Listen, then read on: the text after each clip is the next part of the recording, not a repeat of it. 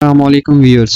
आज की इस वीडियो में आपके साथ शेयर करने वाला हूं कि आप अपने जीमेल अकाउंट को कैसे महफूज कर सकते हैं। तो चलिए वीडियो को स्टार्ट करते हैं।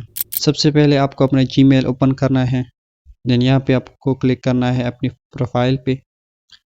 इसके बाद आपको क्लिक करना है manage accounts on this device and यहाँ पे आपको क्लिक करना है अपनी ईमेल अकाउंट पे।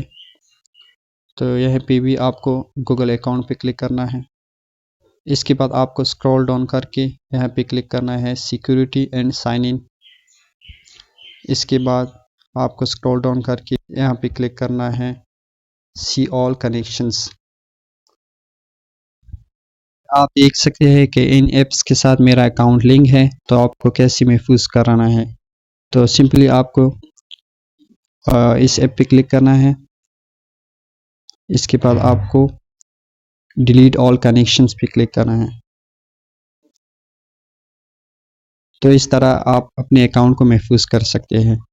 तो ये थी आज की वीडियो। अगर वीडियो अच्छी लगी हो अपने दोस्तों के साथ शेयर करें। अल्लाह हाफिज़।